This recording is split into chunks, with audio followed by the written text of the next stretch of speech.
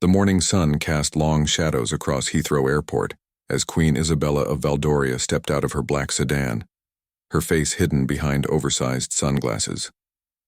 The 52-year-old monarch had ruled the fictional kingdom of Valdoria for nearly 2 decades, but today, she moved with the nervous energy of someone harboring dangerous secrets. Her personal assistant, Marcus, wheeled a large vintage suitcase behind her, its weight causing him to struggle slightly with each step. Isabella had spent the previous night in sleepless agony, staring at the ancient jewelry collection that had belonged to her late mother-in-law, Queen Evangeline. The magnificent pieces worth millions of pounds had been part of Valdoria's crown jewels for centuries. Each emerald, diamond, and sapphire told a story of conquest, marriage alliances, and royal power that stretched back 500 years. The Tears of Valdoria necklace alone, with its 7 perfectly matched black pearls, was considered priceless by art historians worldwide. But Isabella's kingdom was drowning in debt. Years of poor financial decisions, natural disasters, and a collapsing tourism industry had left Valdoria's treasury nearly empty. The parliament was demanding answers, and creditors were circling like vultures. In her desperation, Isabella had made a choice that would either save her kingdom or destroy her reign forever. She would secretly sell the crown jewels to private collectors, using the money to stabilize Valdoria's economy. The plan seemed simple enough. Fly to London under the pretense of attending a charity gala, then meet with her contact who had arranged buyers for the jewelry. The pieces were carefully hidden in false compartments within her vintage luggage, designed by a master craftsman who specialized in such deceptions. Isabella convinced herself that she was protecting her people, that Queen Evangeline would have understood the sacrifice needed to save their beloved kingdom. As they approached the security checkpoint, Isabella's heart pounded so loudly she was certain everyone could hear it.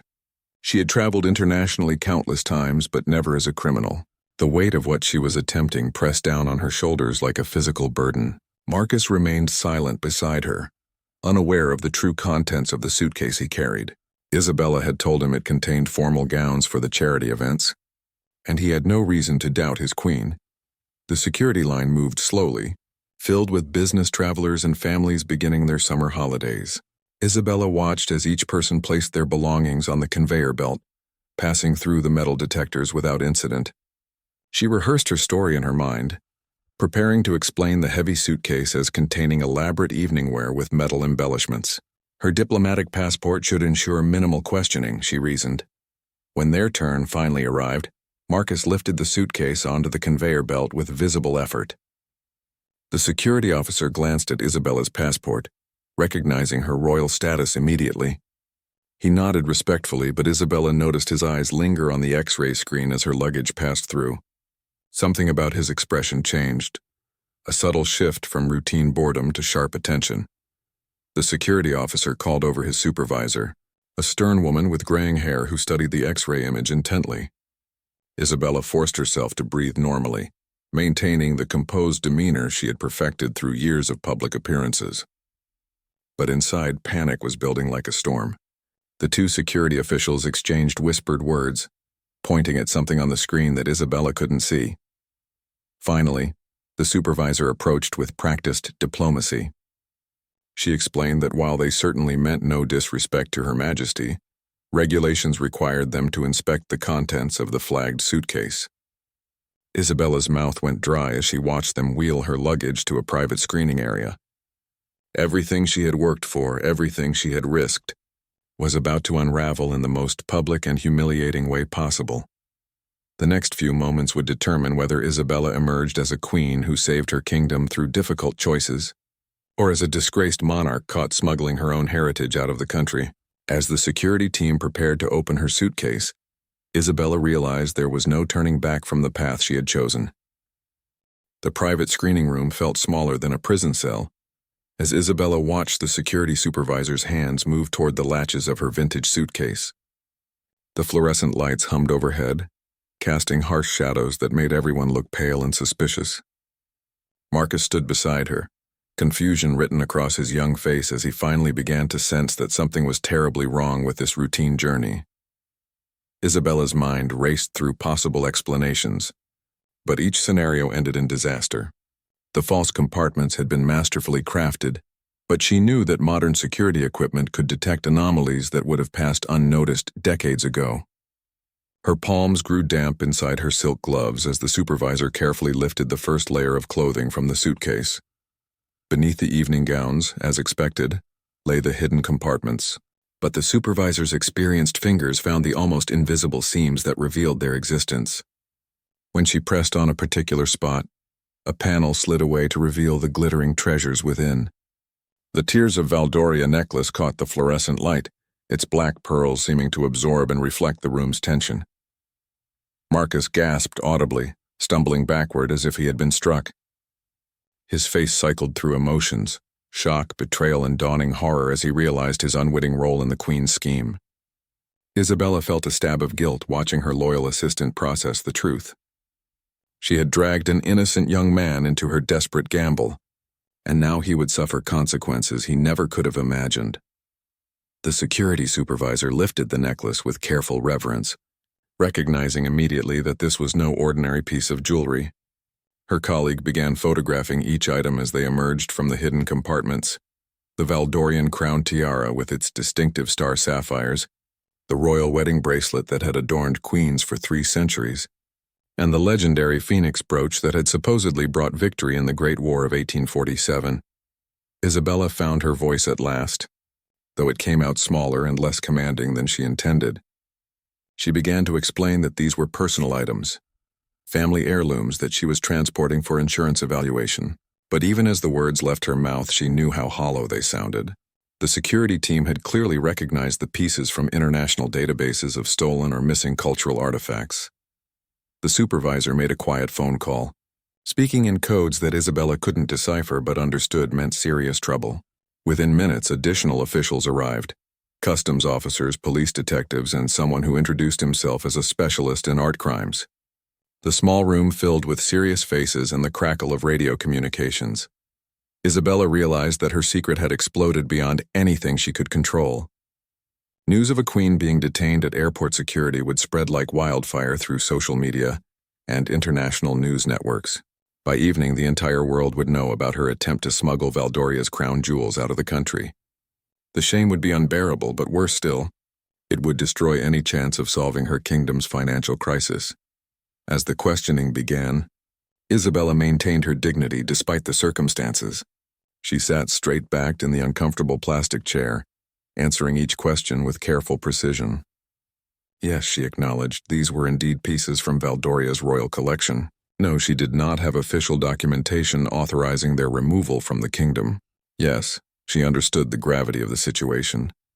But Isabella refused to reveal the true motivation behind her actions. She couldn't bear to expose Valdoria's financial vulnerability to these strangers, couldn't admit that her proud kingdom was so desperate that its queen had resorted to selling centuries-old treasures. Instead, she claimed the jewelry was being transported for a private exhibition, a story that convinced no one in the room. Detective Sarah Chen, the art crimes specialist, leaned forward with sympathetic but determined eyes. She explained that Isabella's royal status provided some diplomatic protections, but couldn't shield her entirely from the legal consequences of attempting to transport national treasures without proper authorization. The detective had seen many cases of desperate people making terrible choices, but never involving someone of Isabella's position and responsibility. As the interrogation continued, Isabella caught glimpses of activity outside the screening room. Security personnel were speaking urgently into their radios, and she could see airport officials gathering in worried clusters. The normal flow of travelers continued beyond the secured area, unaware that a major international incident was unfolding just meters away. The weight of her situation finally crashed down on Isabella with full force. She had gambled everything on a desperate plan, and now faced losing not just the crown jewels but her throne, her reputation, and possibly her freedom. The kingdom she had tried to save might now be left without a monarch, plunged into chaos far worse than financial troubles could ever create. News of Queen Isabella's detention spread through the airport like electricity through water. Within an hour, the terminal buzzed with whispered conversations and mobile phones capturing every possible angle of the unfolding drama. Social media platforms exploded with hashtags and speculation, while international news organizations scrambled to get reporters to Heathrow Airport. Inside the secure holding area, Isabella sat in stunned silence as the magnitude of her situation became clear. Detective Chen had finished cataloging the stolen jewelry and was now making phone calls to various government offices. Isabella could hear fragments of conversations mentioning diplomatic protocols, international law, and the complex politics surrounding royal immunity. Marcus had been moved to a separate room for questioning, and Isabella's heart ached knowing that her trusted assistant was probably terrified and confused. The young man had served her faithfully for 3 years, organizing her schedules and managing her personal affairs with dedication and discretion.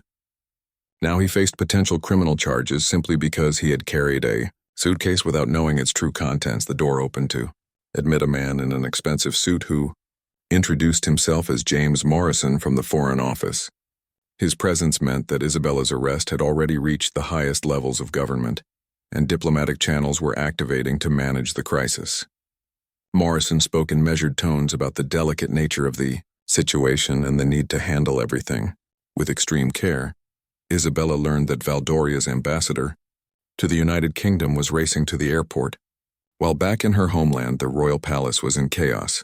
The Prime Minister of Valdoria had been awakened with news that his queen was being held by British authorities on suspicion of smuggling national treasures.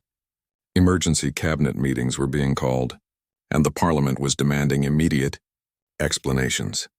Morrison explained that British law enforcement had to balance respect for Isabella's royal status with their obligation to investigate serious crimes.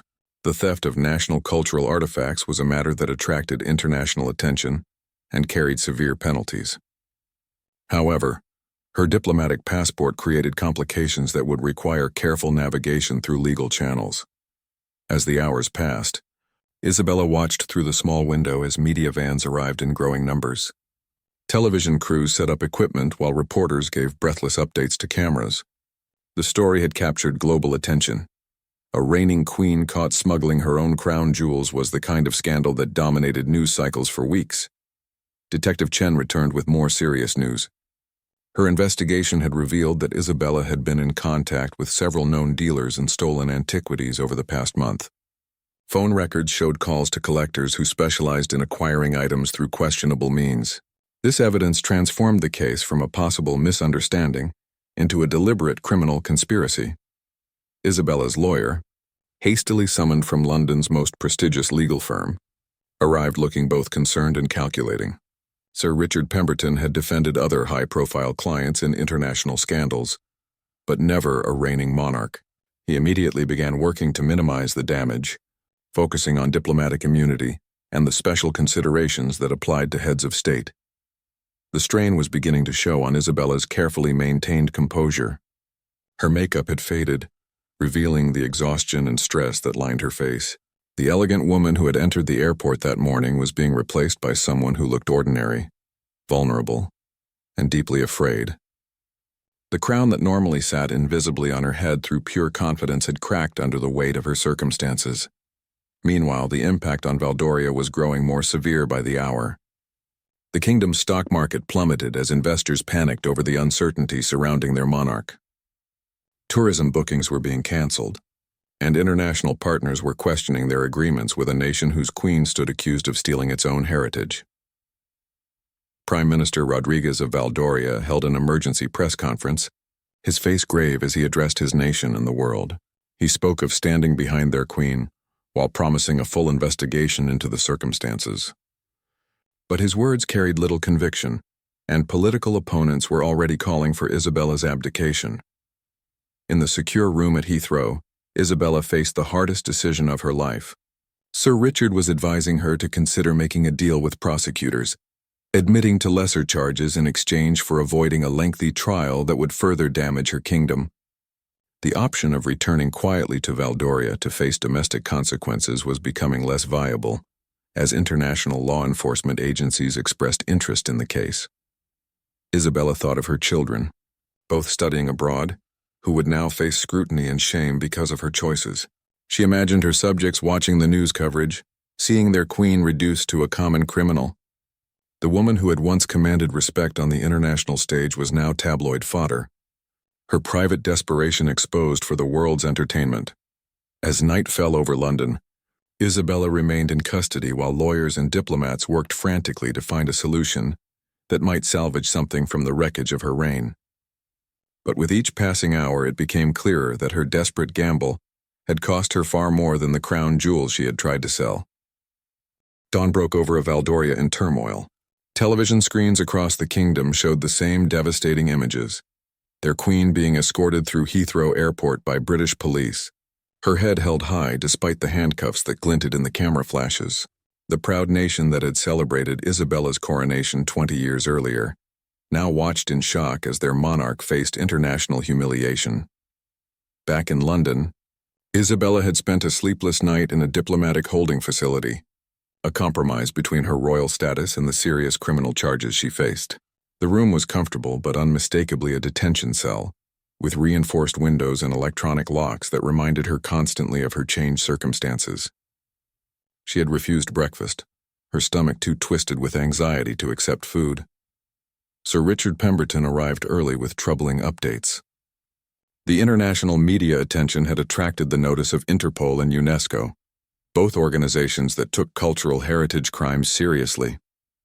Several countries had similar cases pending against art thieves, and Isabella's high profile made her an attractive target for prosecutors wanting to send a strong message about protecting national treasures. The evidence against Isabella was mounting steadily. Detective Chen had uncovered email exchanges with antiquities dealers that clearly showed premeditation and planning. Bank records revealed that Isabella had researched the market value of specific pieces from Valdoria's crown jewels and had even obtained unofficial appraisals from auction houses. This wasn't an impulsive act of desperation, but a carefully orchestrated plan that had been months in the making. Isabella's children, Prince Alessandro and Princess Sofia, had cut short their university studies to return home. Television footage showed them arriving at the palace in Valdoria, their faces grim as they pushed through crowds of reporters shouting questions. The 22-year-old prince looked particularly strained, knowing that he might soon inherit a throne. Tainted by scandal and a kingdom drowning in debt, Prime Minister Rodriguez was struggling to maintain order in Parliament as opposition leaders demanded Isabella's immediate abdication. The coalition government that had supported the Queen was fracturing as political parties distanced themselves from the crisis. Emergency sessions were being held to discuss constitutional procedures for removing a monarch who could no longer fulfill her duties from a foreign prison cell. The Valdorian ambassador to the UK, Elena Vasquez, had been working tirelessly to negotiate some form of diplomatic solution. She met with British officials throughout the morning, exploring options that might allow Isabella to return home to face domestic justice rather than prosecution in London. But British authorities were reluctant to simply release someone caught with millions of pounds worth of stolen cultural artifacts. Isabella's situation worsened when Marcus, her assistant, broke down during questioning and provided investigators with additional damaging information. The young man, terrified and overwhelmed, revealed that Isabella had made several mysterious trips over the past months, claiming to attend private meetings that never appeared on her official schedule. He also remembered instances where Isabella had shown unusual interest in the palace jewelry collection, asking detailed questions about security procedures and storage locations. The economic impact on Valdoria was accelerating. International credit agencies downgraded the kingdom's bond ratings, citing political instability and questions about the government's competence. Several major investment projects were being reconsidered by foreign partners, who no longer trusted the stability of Valdorian institutions. The very crisis that Isabella had tried to solve was growing worse because of her failed attempt at solving it. Public opinion in Valdoria was sharply divided. Older citizens who remembered Isabella's early years as a reforming queen struggled to reconcile those memories with the current scandal. Younger Valdorians, already critical of the monarchy's expense during economic hardship, saw the theft as proof that the royal family cared only for themselves. Protests began forming outside the palace with crowds demanding answers and accountability. Isabella's brother, Duke Fernando, emerged as a potential regent to manage the crisis. The 50-year-old prince had spent most of his life avoiding political responsibility, preferring his role as a cultural ambassador and patron of the arts. But with Isabella detained abroad and the throne in jeopardy, Fernando faced pressure to step forward and provide leadership during the kingdom's darkest hour. Detective Chen made a breakthrough when she discovered that one of Isabella's contacts had connections to a notorious international smuggling ring. This revelation transformed the case from a single act of desperation into potential involvement with organized crime. The implications were staggering. A reigning monarch potentially linked to criminal networks that specialized in stealing and trafficking cultural artifacts across borders. As the investigation deepened, Isabella realized that her attempt to save her kingdom had instead pushed it toward collapse. The monarchy itself was now in question, with republican movements gaining strength as citizens questioned whether Valdoria needed a royal family that could steal from its own people.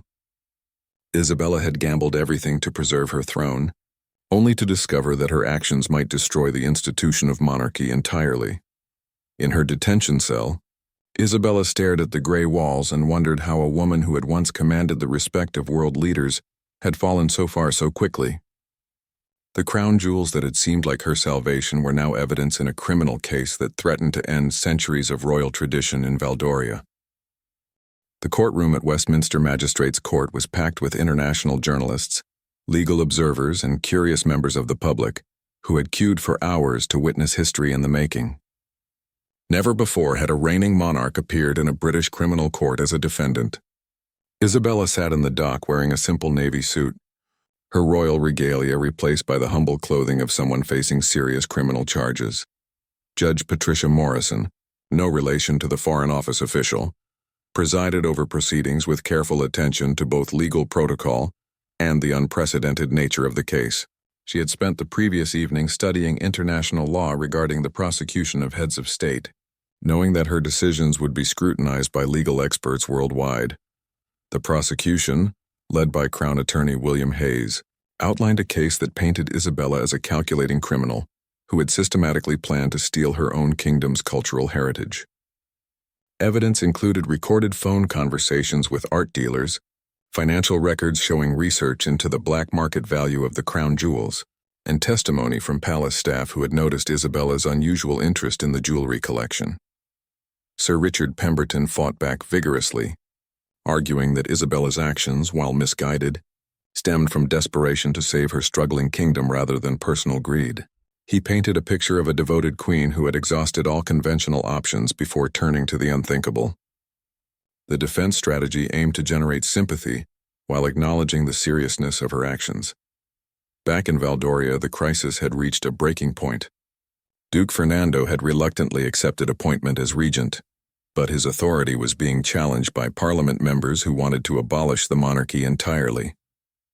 Street protests had grown larger and more militant, with some groups calling for a republic, while others demanded Isabella's immediate return to face domestic justice. Prince Alessandro made his first public statement since the scandal broke, speaking from the palace steps to a crowd of reporters and citizens. The young prince's voice cracked with emotion as he defended his mother's character while acknowledging her mistakes. His words were carefully chosen to express both loyalty and understanding of public anger, but the political damage was already too severe for speeches to repair. Princess Sophia, meanwhile, had made the controversial decision to travel to London to support her mother during the trial. Her presence in the courtroom gallery created another media sensation, with photographers capturing every expression of anguish and determination on the 20-year-old princess's face. Her loyalty to Isabella, while admirable, further complicated the royal family's attempts to distance themselves from the scandal. The economic situation in Valdoria continued to deteriorate rapidly. The tourism industry, which provided 30% of the kingdom's revenue, faced cancellations as visitors stayed away from a country associated with royal criminality.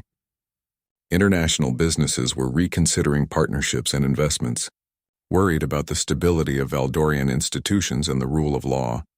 Detective Chen testified about the extensive evidence she had gathered, describing how the investigation had revealed connections to international art trafficking networks. Her calm, professional presentation of facts contrasted sharply with the emotional testimony from character witnesses who spoke about Isabella's decades of charitable work and dedication to her. The most damaging moment came when Marcus, Isabella's former assistant took the witness stand.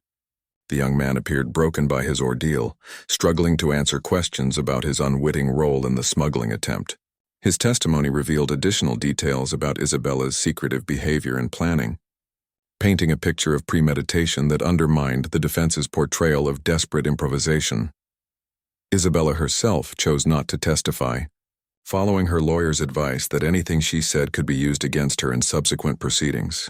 But her silence was interpreted by many observers as an admission of guilt, and the media coverage focused on her apparent inability to defend her actions in her own words. International reaction was swift and largely negative. Other European monarchies distanced themselves from Isabella's actions, with several royal houses issuing statements condemning the theft of cultural heritage. The scandal was being seen as a threat to the institution of monarchy itself, with Republican movements in various countries using Isabella's case as evidence that royal families were outdated and potentially corrupt. The judge faced an impossible decision. Convicting a reigning monarch would set a precedent with far-reaching implications for international law and diplomacy. But failing to hold Isabella accountable would suggest that royal status placed someone above the law, undermining the principle of equal justice. Legal experts debated the case on television programs and in academic journals, recognizing that the decision would influence similar cases for decades to come.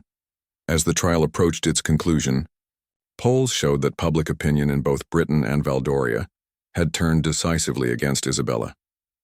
Her approval ratings had plummeted to single digits, and calls for her abdication were growing louder from across the political spectrum. The Queen, who had once been beloved by her people, was now seen as a symbol of privilege and corruption. Isabella spent her evenings in detention, reviewing letters from Valdorian citizens, many expressing betrayal and disappointment. Children who had written to their queen asking for help with school projects now sent angry messages about broken trust. The personal cost of her actions was becoming as painful as the legal consequences, as Isabella realized she had destroyed not just her own reputation, but the faith her people had placed in their monarchy. The verdict came on a gray Thursday morning that would forever mark the end of an era. Judge Patricia Morrison's voice was steady, but heavy with the weight of history, as she declared Queen Isabella guilty of attempted theft of cultural property and conspiracy to traffic stolen artifacts. The courtroom erupted in gasps and murmurs while Isabella sat motionless, her face a mask of resigned dignity. The sentence was unprecedented in its complexity. Judge Morrison imposed a suspended prison term of 2 years, conditional on Isabella's immediate abdication and her agreement to cooperate fully with international efforts to recover other stolen cultural artifacts. Additionally, she faced substantial fines and was banned from leaving Valdoria without court permission for 5 years. The judge acknowledged the unique circumstances while emphasizing that no one, regardless of status, was above the law. Isabella's abdication statement was read by Sir Richard Pemberton outside the courthouse, as she was too emotionally devastated to speak publicly. In the carefully crafted words, she accepted full responsibility for her actions and apologized. To the people of Valdoria, Britain, and the international community, she expressed hope that her son Alessandro would restore honor to the throne and lead Valdoria toward a more prosperous future. The reaction in Valdoria was immediate and profound. Prince Alessandro, now 22 and suddenly facing the prospect of becoming king decades earlier than expected, appeared overwhelmed by the responsibility thrust upon him.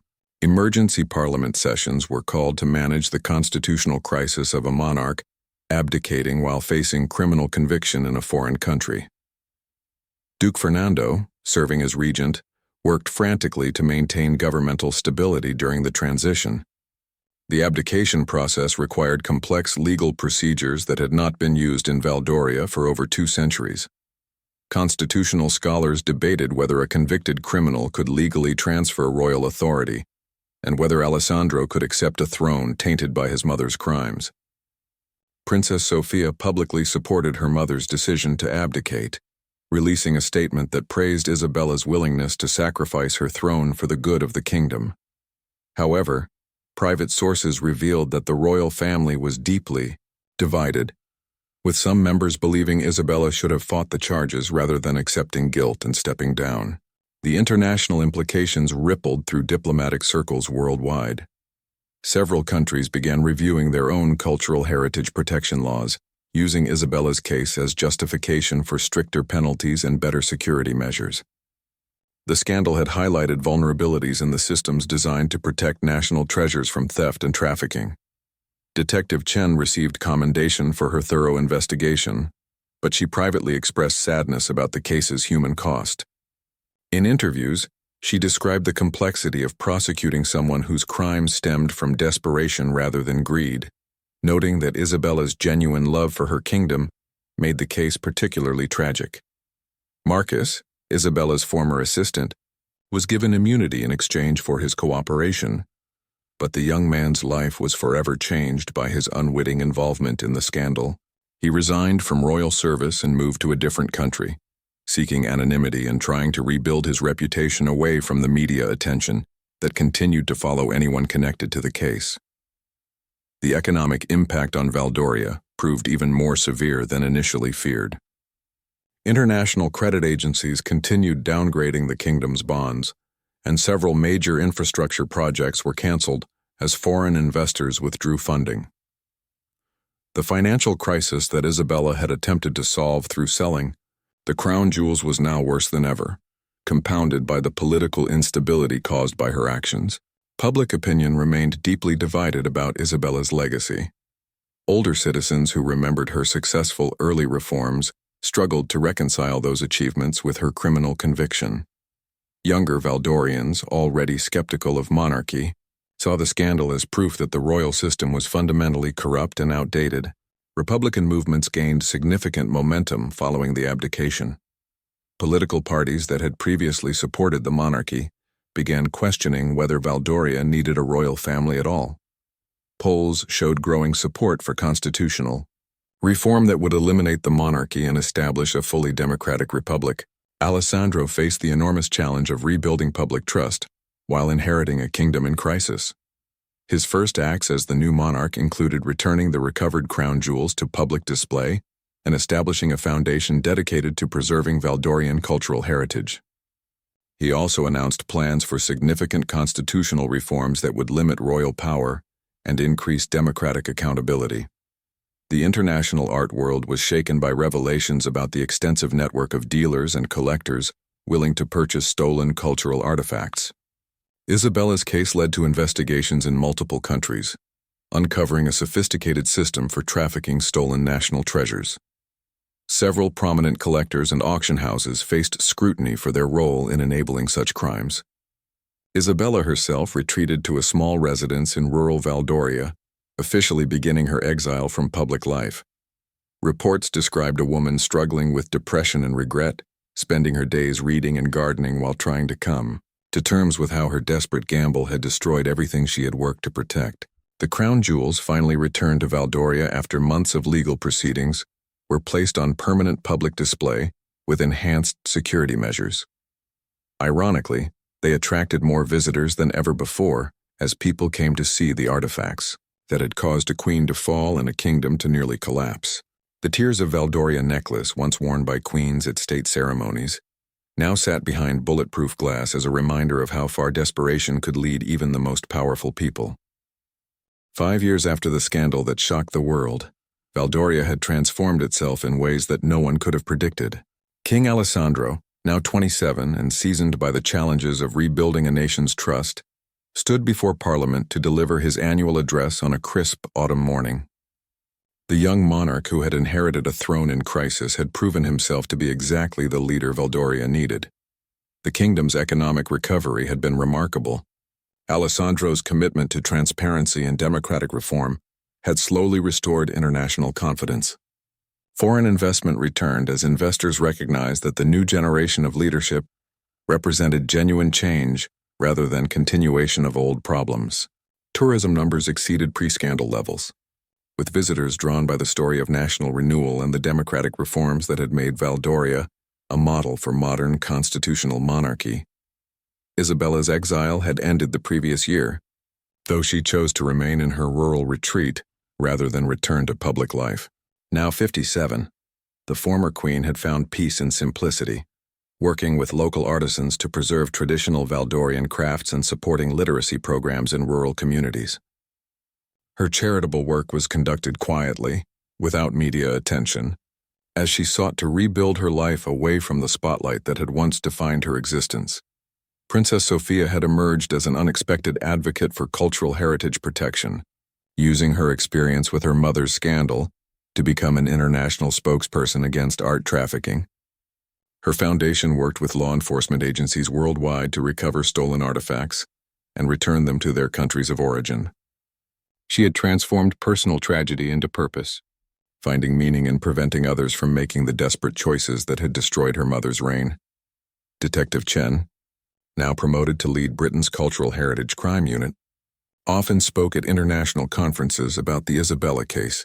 She used the investigation as a teaching example of how desperation could drive even the most unlikely people to criminal acts. Her work had led to the recovery of millions of pounds worth of stolen artifacts and the prosecution of numerous international trafficking rings. Marcus had eventually returned to Valdoria, where he found work as a coordinator for Alessandro's new government transparency initiatives. The young man who had unknowingly carried stolen crown jewels through airport security now helped ensure that government operations were conducted with complete openness. His experience had taught him the importance of asking questions and understanding the full context of the tasks he performed. The constitutional reforms implemented by Alessandro had fundamentally changed Valdoria's government structure. The monarchy retained ceremonial functions but lost most political power, with real authority transferred to elected officials. Parliament gained the right to review royal finances and activities, ensuring that the secrecy that had enabled Isabella's desperate plan could never again threaten the kingdom's stability. International law had been strengthened by the precedent set in Isabella's case. The successful prosecution of a reigning monarch established that diplomatic immunity could not protect heads of state from prosecution for serious crimes. Several other countries had since updated their laws regarding cultural heritage protection, using the Valdorian scandal as justification for stricter penalties and better enforcement mechanisms. The crown jewels remained on permanent public display, now accompanied by a comprehensive exhibition about their history and the scandal that had nearly cost Valdoria its royal heritage. The display included information about the importance of protecting cultural artifacts and the legal and ethical issues surrounding their ownership and preservation. School groups regularly visited to learn about both their heritage and the consequences of attempting to destroy it. Public opinion about Isabella had gradually evolved, from anger to a more complex understanding of her motivations. History professors and political scientists studied her case as an example of how good intentions could lead to catastrophic consequences when combined with desperation and secrecy. Some citizens still harbored resentment, but many had come to see her as a tragic figure who had made terrible choices while trying to save the country she loved.